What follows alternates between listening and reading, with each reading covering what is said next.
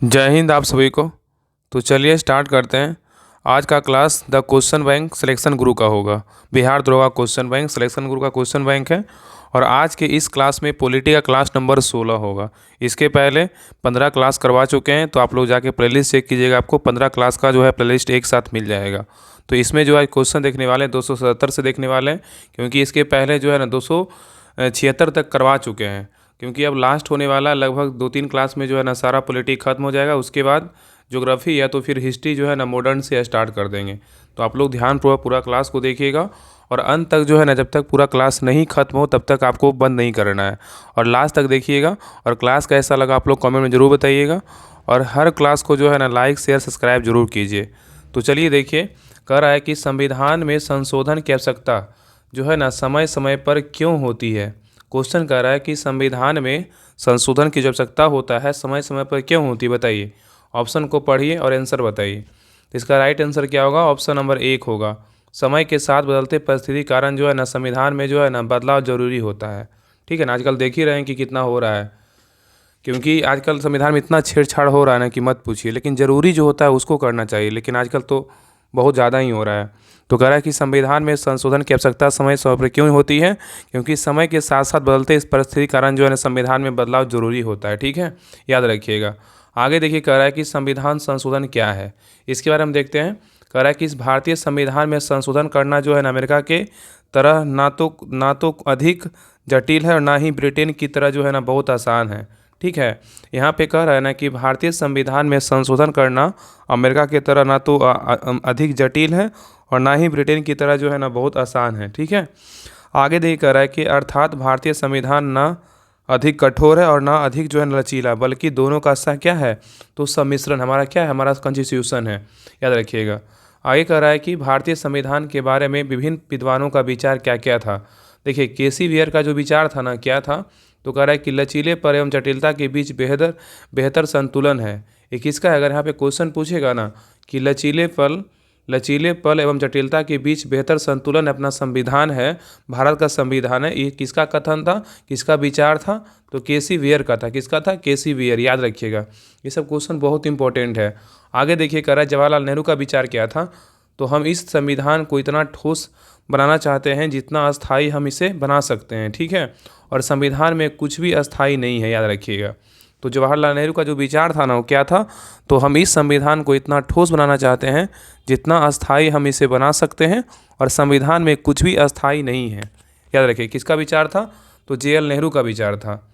आगे देखिए, कह रहा है कि बाबा साहब भीम अम्बेडकर जो है ना, इनका विचार क्या था, तो संविधान सभा ने इस संविधान में किसी अंतिम और भ्रमित मोहर लगाने से स्वयं को दूर रखा है। तो यहाँ पे क्वेश्चन पूछेगा कि संविधान सभा ने इस संविधान में किसी अंतिम और भ्रमित मोहर लगाने से स्वयं को दूर रखा है, ये किनका विचार था, तो बाबा साहेब अम्बेडकर का था। ठीक है, याद रखिएगा।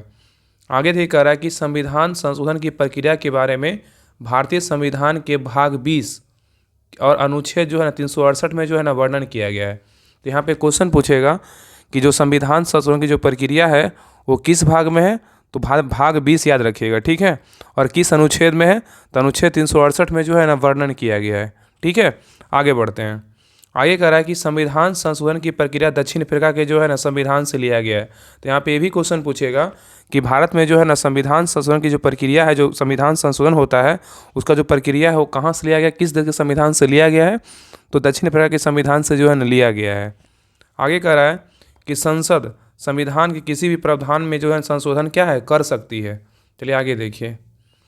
आगे कह रहा है, हालांकि संसद संविधान के मूल ढांचे को संशोधित नहीं कर सकती है, ये जो है ना केशवानंद भारती बनाम केस 1973 में बोला गया है।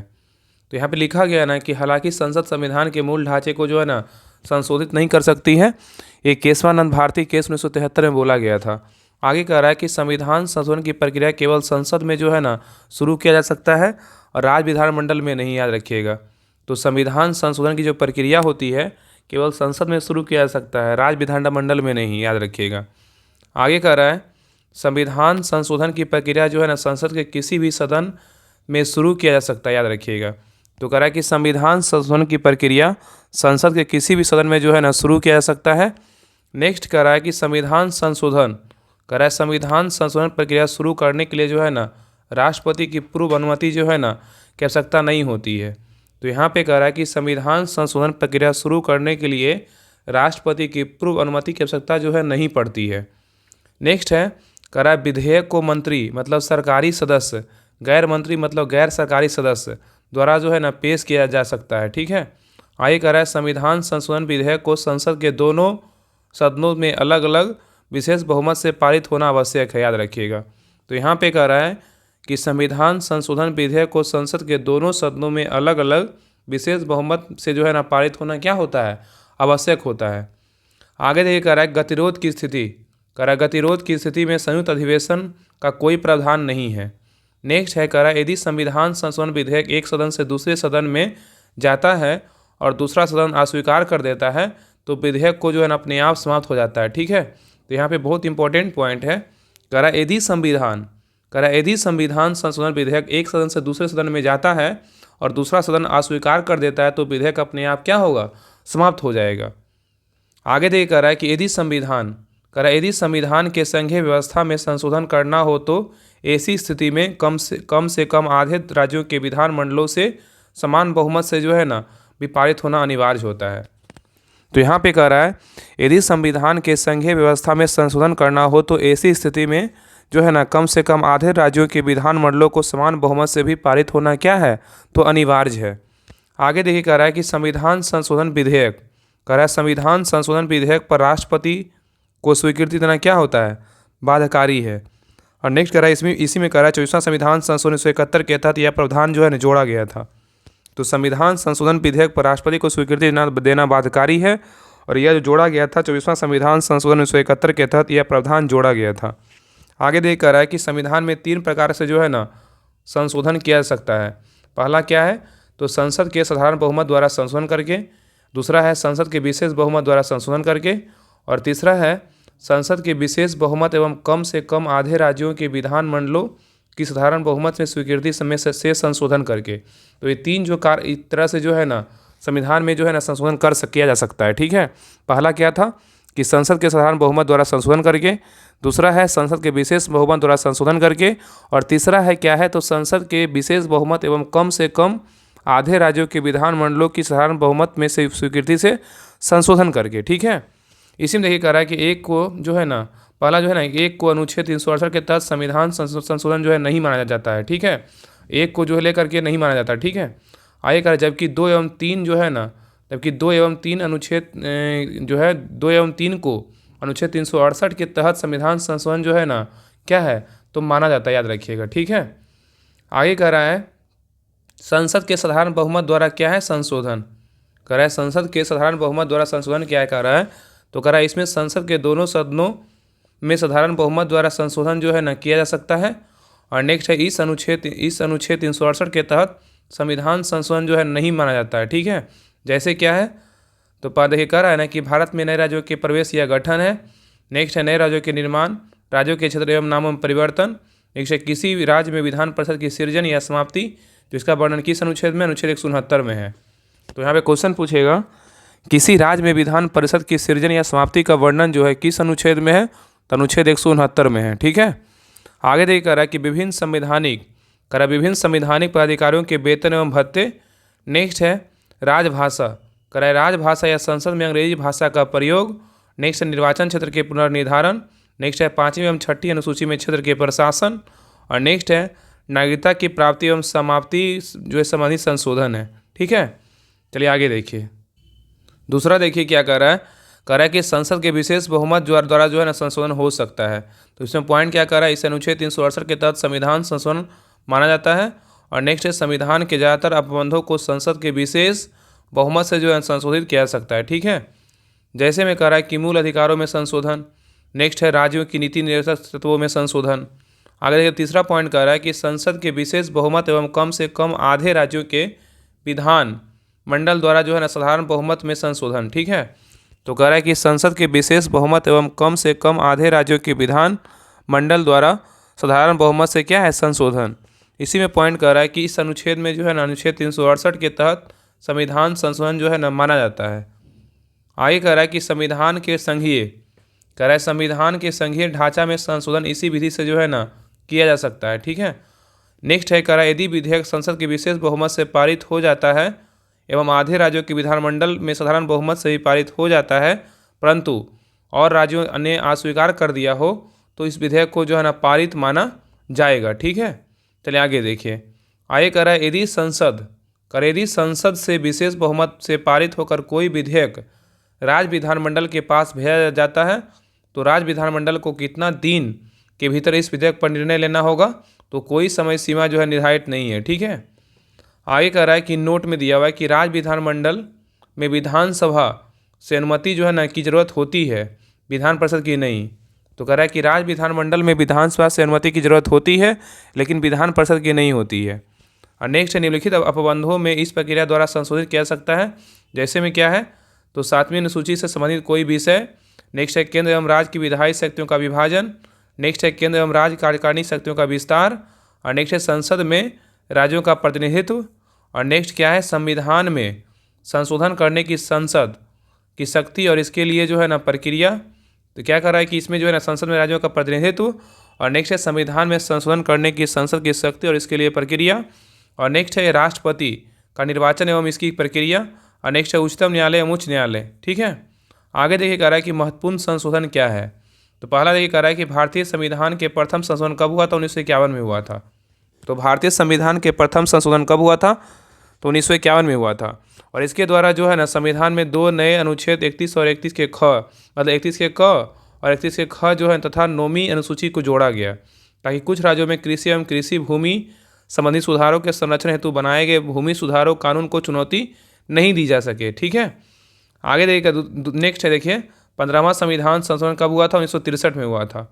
और इसके द्वारा जो है अंतः स्थापित अनुच्छेद 124 के 2 के ए के तहत प्रावधान किया गया कि भारत के उच्चतम न्यायालय के न्यायाधीश की आयु ऐसे प्राधिकारी द्वारा ऐसे रीति से जो है निर्धारित की जाएगी जिसका संसद जो है ना विधि द्वारा क्या उपबंध करे। ठीक है, आगे देखिए नेक्स्ट कह रहा है कि न्यायालय के न्यायाधीश की रिटायरमेंट की उम्र बढ़ाया गया। और नेक्स्ट है उच्च न्यायालय को किसी भी व्यक्ति या प्राधिकारियों को यहाँ तक कि अपने क्षेत्रीय अधिकार के क्षेत्र में बाहर भी रीट जारी करने का अधिकार दिया गया यदि वाद का कारण उसकी क्षेत्रीय सीमाओं के भीतर उत्पन्न हुआ हो। नेक्स्ट है 39वां देखिए संशोधन कब हुआ था, ये हुआ था 1975 में हुआ था। 39वां संशोधन कब हुआ था, 1975 में हुआ था। इसमें कह रहा है कि यह संशोधन इलाहाबाद उच्च न्यायालय के उस फैसले की प्रतिक्रिया के संदर्भ में लाया गया था जिसमें न्यायालय ने समाजवादी नेता राजनारायण की याचिका पर तत्कालीन प्रधानमंत्री इंदिरा गांधी के लोकसभा में निर्वाचन को अवैधानिक जो है ना करार दिया था। नेक्स्ट कह रहा है कि राष्ट्रपति उपराष्ट्रपति प्रधानमंत्री और लोकसभा अध्यक्ष से संबंधित विवादों को न्यायपालिका के क्षेत्राधिकार से जो है ना बाहर किया गया इसी संविधान संशोधन के द्वारा।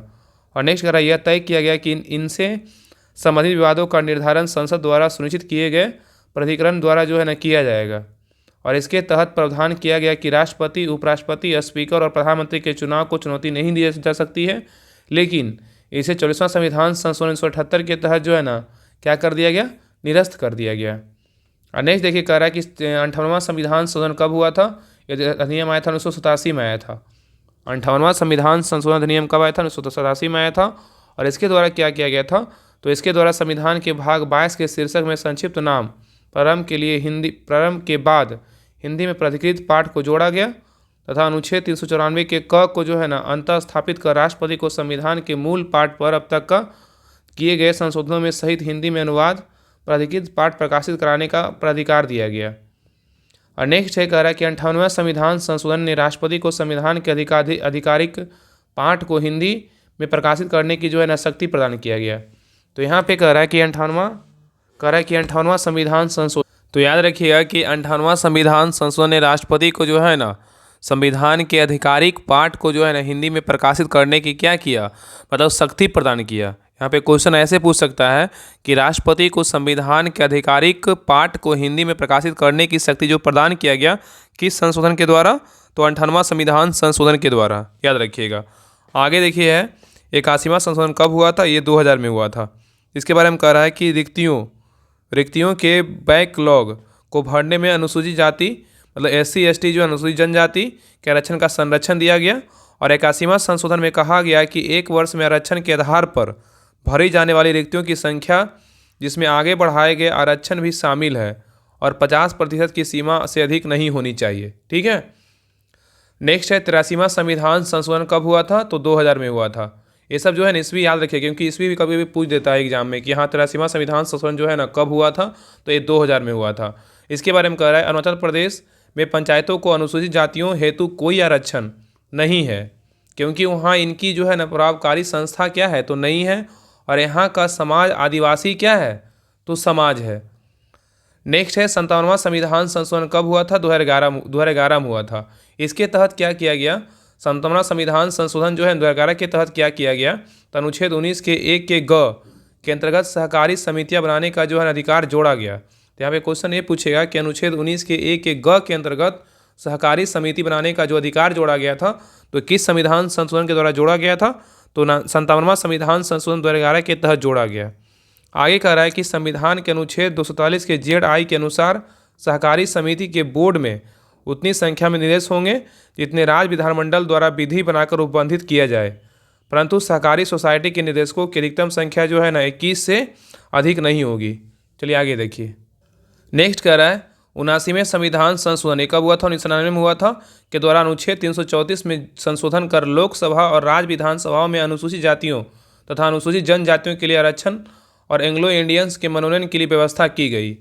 और आगे कह रहा है अवधि को 10 वर्षों के लिए बढ़ाया गया था, और जिसे 55वां संविधान संशोधन 2009 द्वारा पुनः 10 वर्षों के लिए जो है ना बढ़ा दिया गया। तो यहाँ पे बहुत इंपॉर्टेंट पॉइंट है, देखिए कह रहा है ना कि 79वें संविधान संशोधन 1999 द्वारा अनुच्छेद 334 में संशोधन कर लोकसभा और राज्य विधानसभा में अनुसूचित जातियों तथा अनुसूचित जनजातियों मतलब SC ST के लिए जो है ना आरक्षण और एंग्लो इंडियन के मनोनयन की व्यवस्था की गई। और ये क्वेश्चन जो है ना बिहार दरोगा में पूछा गया क्वेश्चन है, बहुत इंपॉर्टेंट क्वेश्चन है। और आगे ये कह रहा है कि अवधि को जो है ना अवधि को 10 वर्षों के लिए बढ़ाया गया था, और जिसे 55वां संविधान संशोधन 2009 के द्वारा पुनः 10 वर्षों के लिए जो है ना बढ़ा दिया गया था। नेक्स्ट है संविधान का जो है ना 104वां संशोधन अधिनियम ये कब हुआ था? 2019 में हुआ था। के द्वारा लोकसभा और राज्य की विधानसभाओं में अनुसूचित जाति मतलब SC ST के आरक्षण को पुनः 10 वर्षों में जो है ना संविधान के प्रारंभ के 80 वर्ष अर्थात 25 जनवरी 2030 तक जो है इनके लिए बढ़ाया गया, जबकि एंग्लो इंडियंस के मनोनयन की व्यवस्था को आगे ना बढ़ाते हुए निष्प्रभावी कर दिया गया। ठीक है। आगे देखिए नेक्स्ट है 89वां संविधान संशोधन 2003 में हुआ था। इसके द्वारा क्या किया गया? तो इसके द्वारा अनुसूचित जाति अनुसूचित जनजाति में से SC ST संयुक्त राष्ट्रीय जो है ना आयोग को 2 अलग अलग निकायों में बांटा गया, और भारतीय संविधान के अनुच्छेद 338 और 338 से क में क्रमशः जो है ना अनुसूचित जाति आयोग और राष्ट्रीय अनुसूचित जनजाति आयोग की जो है ना व्यवस्था किया गया। तो यहाँ पे क्वेश्चन पूछेगा ना कि अनुसूचित जाति मतलब SC का जो वर्णन है किस अनुच्छेद में है? 338 में है। अनुसूचित जनजाति का वर्णन किस में है? तो अनुच्छेद 338 के क में है, मतलब ST का वर्णन जो है 338 के क में है। ठीक है। आगे देखिए कह रहा है कि संविधान के 93वां संशोधन जो अधिनियम जो हुआ था कब हुआ था? 2005 में हुआ था। इसके तहत जो है ना इसके अंतर्गत अन्य पिछड़ा वर्ग को शिक्षण संस्थाओं में प्रवेश हेतु 27% का आरक्षण दिया गया। 106वां संविधान संशोधन अधिनियम 2023 जो है ना क्या है था? महिला आरक्षण विधेयक था, जो हाल ही में जो है ना पेश किया गया था। तो कह रहा है 106वां संविधान अधिनियम जो है ना किससे संबंधित था? तो महिला आरक्षण विधेयक से था। और ये क्वेश्चन जो है ना बहुत बार पूछा गया क्वेश्चन है, बिहार शायद BPSC में भी क्वेश्चन पूछा गया है, कोई बिहार में एग्जाम हुआ था उसमें 1-2 बार क्वेश्चन ही पूछा गया है। आगे ये कह रहा है कि लोकसभा और राज्य विधानसभाओं में और दिल्ली विधानसभाओं में महिलाओं के लिए 1/3 सीटें आरक्षित करता है, और यह लोकसभा और राज्य विधानसभाओं में अनुसूचित जाति तथा अनुसूचित जनजाति के लिए आरक्षित सीटों पर लागू होता है।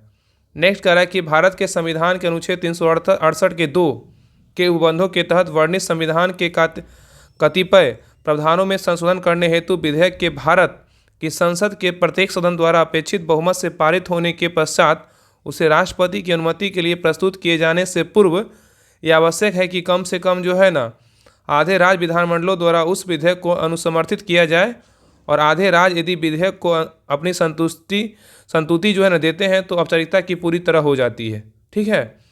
आगे देखिए कह रहा है कि विधानसभा संकल्प को पारित कर सकती है, यह क्या है? तो अस्वीकार कर सकती है, और ऐसे संकल्प में विधानसभा द्वारा कोई संशोधन प्रस्तावित नहीं किया जा सकता है, याद रखिएगा। ठीक है।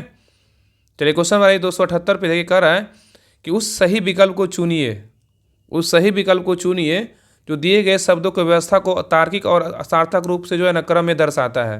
यहाँ पे देखिए पढ़िए, यहाँ पे देखिए पहला ऑप्शन क्या है, राज्य, गांव, राष्ट्र, समुदाय, नगर, पड़ोस। इसमें आंसर क्या होगा? देखिए पहले क्या हो जाएगा ना, पहले हो जाएगा पड़ोस, ठीक है, पहले पड़ोस होगा। मतलब यहाँ पे क्या करा है, तार्किक और सार्थक रूप में जो है ना व्यवस्था मतलब बैठाना है, तो पहले पड़ोस हो जाएगा।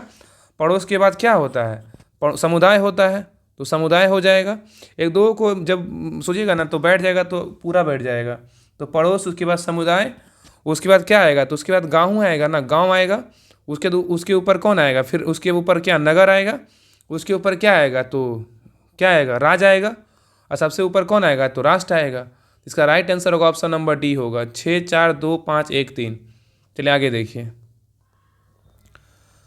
आगे देखिए कह रहा है कि सही सार्थक जो समूह है, तो सही सार्थक क्रम क्या है, तो पड़ोस, समुदाय, गांव, नगर और राज्य और क्या है, राष्ट्र है। चलिए आगे देखिए, आगे देखिए सोल्यूशन वीडियो में इसे समझाया गया है, सर के द्वारा दिया गया है। चलिए आगे देखिए, आगे क्वेश्चन नंबर 279 है, कह रहा है कि निम्नलिखित कथनों में से सत्य कथन का चयन करें। इसमें सही कथन का चुनाव करना है, कौन इसमें जो है ना सही कथन है। तो ये कह रहा है ना कि पहला कह रहा है भारत एक धर्म को मानने वाला देश है, क्या है, तो गलत है, पहला गलत हो गया। दूसरा कह रहा है भारत द्वारा धार्मिक कार्यों के प्रबंधन पर प्रतिबंध लगाया जा सकता है, बिल्कुल गलत है। नेक्स्ट है भारत एक धर्म को संरक्षण देता है, बिल्कुल गलत है। भारत में सभी धर्मों को समान संरक्षण प्राप्त है, बिल्कुल क्या है, तो सही है। इसका राइट आंसर होगा ऑप्शन नंबर डी होगा, ठीक है, याद रखिएगा। चलिए आगे देखिए, तो कह रहा है कि भारत एक धर्मनिरपेक्ष राज्य है और धर्मनिरपेक्षता दो प्रकार की होती है, एक सकारात्मक होता है धर्म निरपेक्षता, एक होता है नकारात्मक धर्मनिरपेक्षता होता है। आगे कह रहा है कि सकारात्मक धर्मनिरपेक्षता क्या है, तो कह रहा है राज्य सभी धर्म का समान रूप से जो है ना आदर करती है एवं सभी धर्म को बढ़ाने का समान रूप से जो है ना प्रयास करती है। एग्जाम्पल में क्या है, अपना देश भारत है।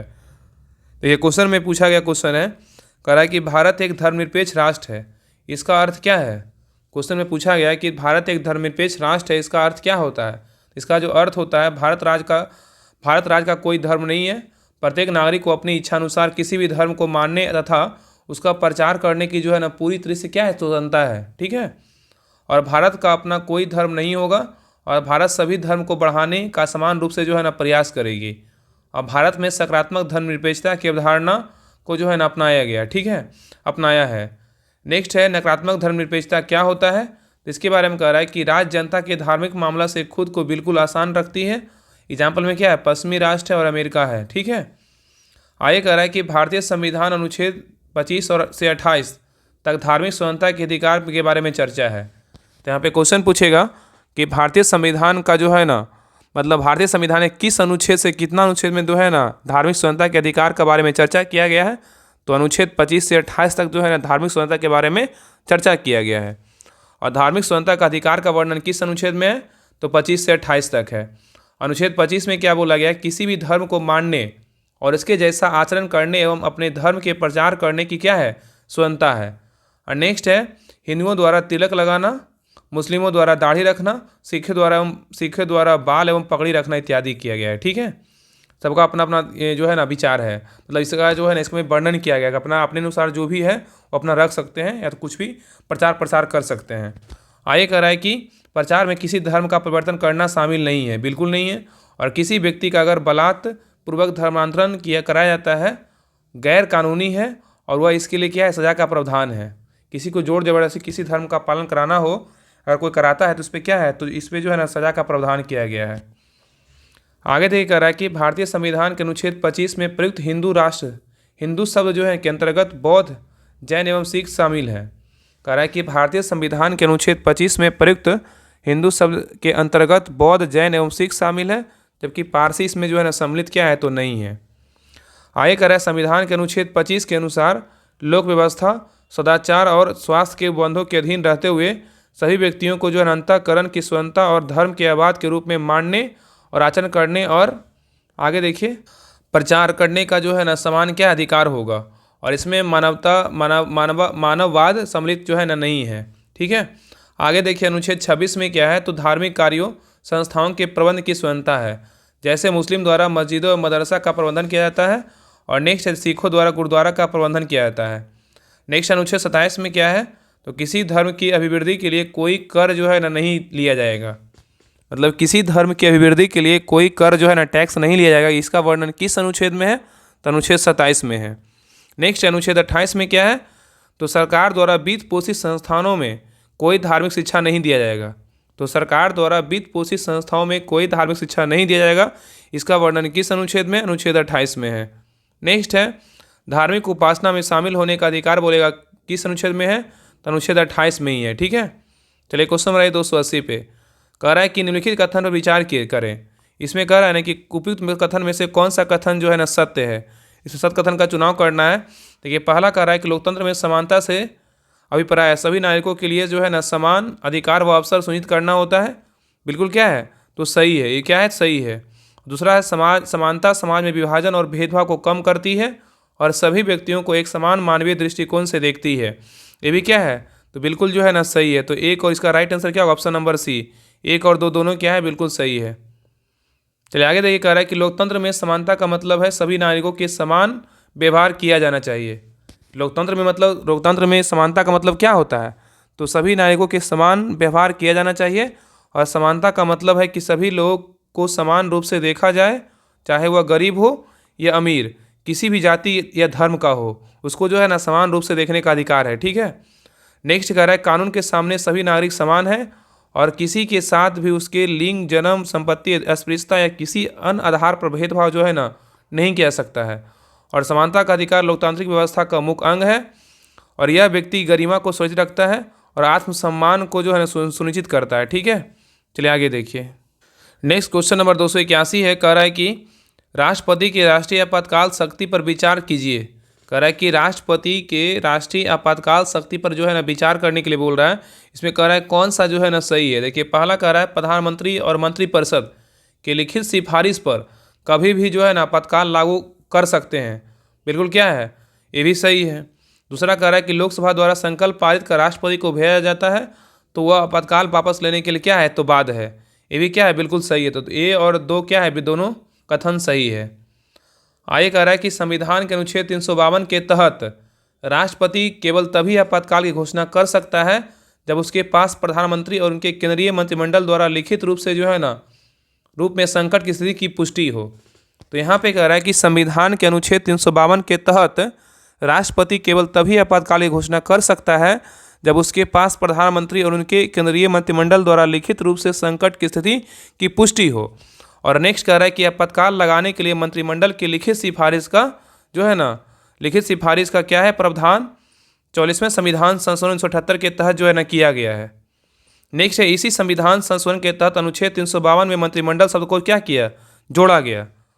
कह रहा है कि मूल संविधान में मंत्रिपरिषद अनुच्छेद क्या है, 74 में शब्द की चर्चा था पर मंत्रिमंडल शब्द की चर्चा जो है नहीं था। ठीक है, आगे कह रहा है कि अनुच्छेद 74 के तहत राष्ट्रपति प्रधानमंत्री और मंत्रिमंडल को आपातकालीन उद्घोषणा के लिए लिखित फाइल वापस जो है ना भेज सकते हैं। ठीक है, हालांकि यदि मंत्रिमंडल इसे फिर से भेजता है तो राष्ट्रपति को आपातकाल की घोषणा करने के लिए क्या हो, बाध्य हो जाता है। स्टेटमेंट 1 सही है क्योंकि राष्ट्रीय आपातकाल लगाने के लिए मंत्रिमंडल की लिखित सिफारिश आवश्यक होता है।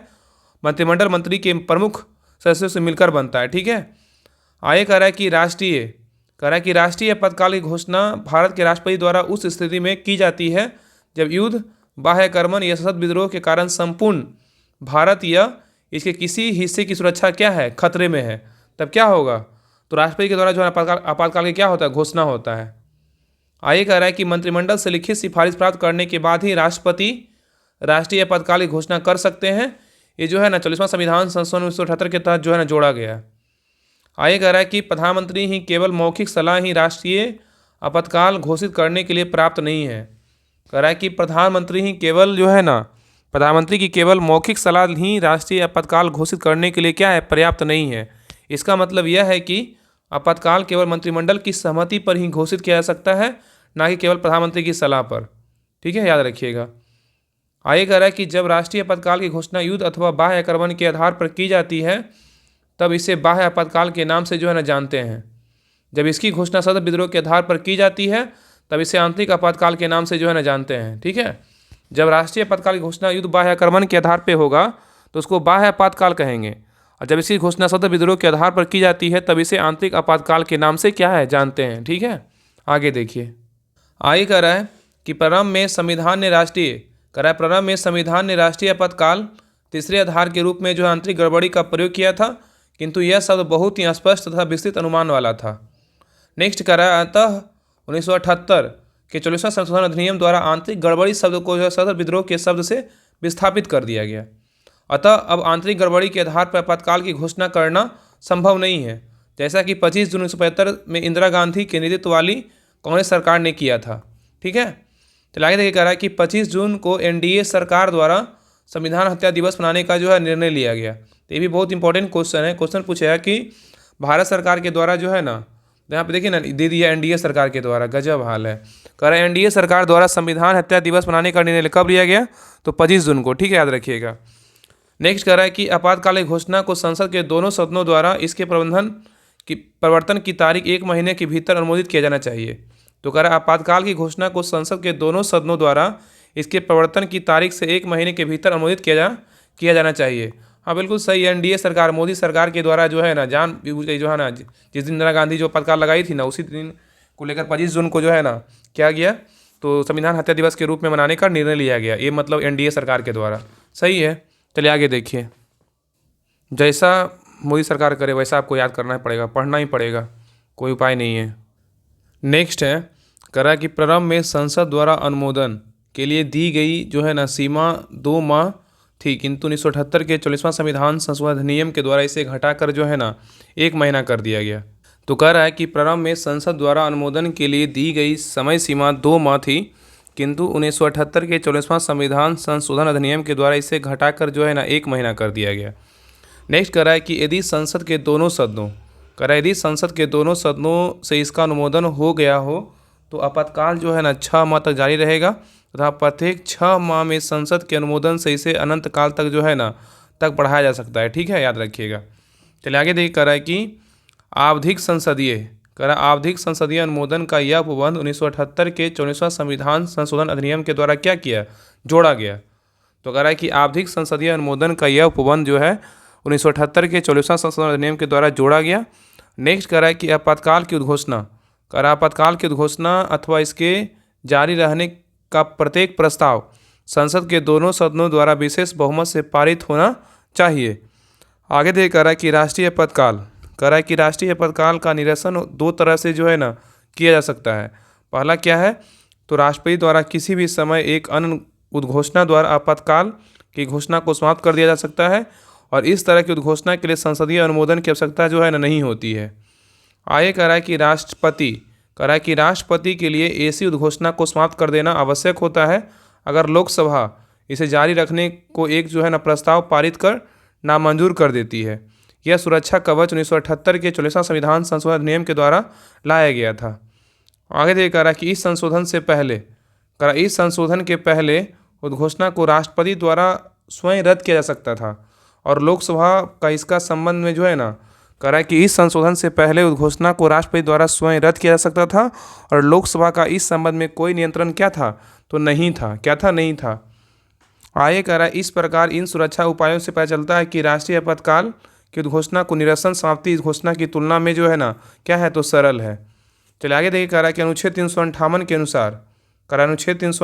अनुसार जब राष्ट्रीय आपातकाल की घोषणा की जाती है तो अनुच्छेद जो है ना 19 के तहत केवल 6 मौलिक अधिकार स्वतः क्या होते हैं, निलंबित हो जाते हैं। और ये भी देखिए क्वेश्चन बिहार दरोगा में पूछा हुआ क्वेश्चन है। तो कह रहा है अनुच्छेद 358 के अनुसार जब राष्ट्रीय आपातकाल की घोषणा की जाती है तो अनुच्छेद 19 के तहत केवल 6 मौलिक अधिकार स्वतः क्या होते हैं, निलंबित हो जाते हैं। आगे कह रहा है कि अन्य मौलिक अधिकारों के निलंबन के लिए राष्ट्रपति के आदेश की आवश्यकता होती है।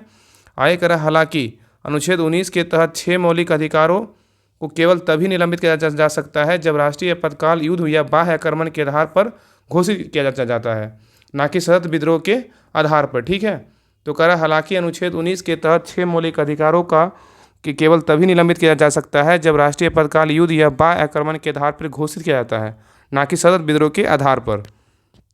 नेक्स्ट है, कह रहा है इसे 44वां संवैधानिक संशोधन अधिनियम के माध्यम से जो है ना क्या किया गया, शामिल किया गया था। नेक्स्ट कह रहा है कि भारतीय संविधान के भाग 18 में अनुच्छेद 356 से 360 तक जो है ना आपातकाल की क्या है, तो चर्चा है। 352 में क्या, अनुच्छेद 352 में क्या है, तो राष्ट्रीय आपातकाल है। अनुच्छेद 356 में क्या है, तो संवैधानिक आपातकाल है, जिसे क्या कहेंगे, राष्ट्रपति शासन कहेंगे। और 360 में क्या है, तो क्या है, वित्तीय आपातकाल है। क्या है, वित्तीय आपातकाल। तो आज के लिए जो है ना क्लास यहीं तरह नहीं दीजिए, क्योंकि पॉलिटी जो है ना आज लास्ट हो गया। अब कुछ इंपॉर्टेंट टॉपिक आपको दिखा देते हैं। अगले क्लास में जो है ना सेपरेट क्लास में क्या करेंगे, तो महत्वपूर्ण संविधान संशोधन पढ़ लेंगे। एक क्लास में जो है ना महत्वपूर्ण संविधान संशोधन करवा देंगे, और उसके बाद जो है ना एक क्लास में क्या करवाएंगे, तो देखिए आप लोग को हम दिखा देते हैं। एक क्लास में जो है ना महत्वपूर्ण अनुच्छेद करवा देंगे, ठीक है। तो दो क्लास और है, एक क्लास में संविधान संशोधन, क्योंकि इस क्लास में करेंगे तो थोड़ा उसको अलग रखना बहुत ज़रूरी होता है, क्योंकि हर एग्जाम में जो है ना संविधान संशोधन से क्वेश्चन आता ही है, और अनुच्छेद से तो हर एग्जाम में आपको 2 क्वेश्चन देखने को मिलता ही है। तो एक क्लास में अनुच्छेद पढ़ा देंगे, और एक क्लास में जो है ना संविधान संशोधन पढ़ा देंगे। तो एक क्लास जो है ना पूरी तरह से पॉलिटी क्या हो जाएगा, खत्म हो जाता है। सिलेक्शन गुरु का पॉलिटी क्लास पूरा क्या होगा, तो खत्म हो जाएगा। आप लोग देख लीजिए, और पूरा PDF जो है ना हम अपने टेलीग्राम चैनल पर डाल देंगे। Rahul study group Telegram channel है, आप लोग सभी लोग ज्वाइन कर लीजिएगा। 1 से लेके जो है ना पेज नंबर 1 से लेके पूरा जो है ना पेज नंबर लगभग जो है ना 50-60 पेज तक होगा पॉलिटी का, वो सारा आपको हम टेलीग्राम चैनल पे डाल देंगे। राहुल स्टडी ग्रुप जो है टेलीग्राम चैनल है, इसी से आप ज्वाइन कर लीजिएगा। डिस्क्रिप्शन में लिंक दिया हुआ है टेलीग्राम चैनल का, लिंक पे क्लिक करके सभी लोग ज्वाइन कर लीजिएगा। वहाँ पे आपको 1 से लेके पूरा 281 तक क्वेश्चन जितना भी था वो सारा आपको वहाँ क्वेश्चन मिल जाएगा, ठीक है। और जिनको भी पेड बैच ज्वाइन करना बिहार दरोगा का, तो इस बैच को जो है ना आप कभी वेट मत कीजिए कि हाँ वैकेंसी आएगा तो पढ़ेंगे, तब आपका जो है ना वैकेंसी आएगा और चला भी जाएगा। इसलिए हम बार बार आपसे रिक्वेस्ट करते हैं कि नहीं, अगर आपको लगता है कि हमको सही से मेरा GK GS पूरा मजबूत हो, और चाहते हैं कि मेरा एग्ज़ाम में जो भी एग्ज़ाम दे मेरा रिजल्ट हो, GK GS के कारण मेरा रिजल्ट नहीं हो रहा है, तो आप जहाँ भी क्लास करें कीजिए क्लास, इसमें कोई दोहराई नहीं है। लेकिन इस वजह से जुड़िएगा तो आपको जो भी यूट्यूब पे क्लास आएगा उसका PDF और जो भी बुक आपको दिख रहा है वो सारा जो है ना प्रॉपर्ली तरीके से आपको इस ग्रुप में करवाया जाएगा। और ये जितना बुक आपको दिख रहा है ना, इतना आपको कोई भी एग्ज़ाम दीजिए, BPSC का प्री दीजिए, चाहे कोई भी स्टेट लेवल का एग्ज़ाम दीजिए, चाहे बिहार में कोई एग्ज़ाम दीजिए, आपको GK GS एक भी नहीं छूटेगा। और ये जो है ना फाइनली पूरा बिहार दरोगा का सेपरेट बैच है, और इसके बाद कोई बैच नहीं आएगा। तो इस बैच ग्रुप को ज्वाइन कीजिए। और जो अगला जो पॉलिटी में जो पॉलिटी के बाद जो स्टार्ट करेंगे ना क्वेश्चन बैंक द सिलेक्शन गुरु में, उसमें आपका जो भी आप लोग कमेंट कर दिया, तो हिस्ट्री स्टार्ट करें, या तो ज्योग्राफी, या तो फिर साइंस, उसका फुल PDF जो है ना, मतलब जितना हो पाएगा आपको क्लास से पहले इस ग्रुप में आपको PDF प्रोवाइड करवा दिया जाएगा।